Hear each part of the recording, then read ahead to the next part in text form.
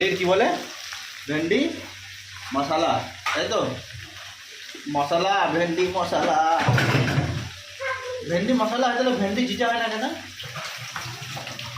মশলা, তাহলে ভেন্ডি জিজা হওয়া উচিত। তোমার সঙ্গে কাম করতে কি করে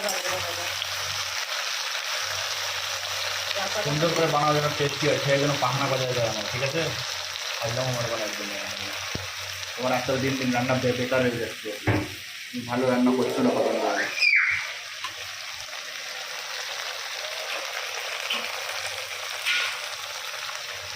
এই বাড়িতে ভেন্ডি চাষ হলে 2 টাকা 3 টাকা কিলো বিক্রি হয়, এখানে ভেন্ডি 80 টাকা কিলো,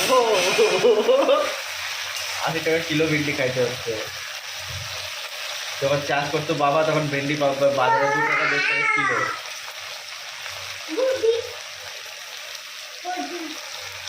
ওটা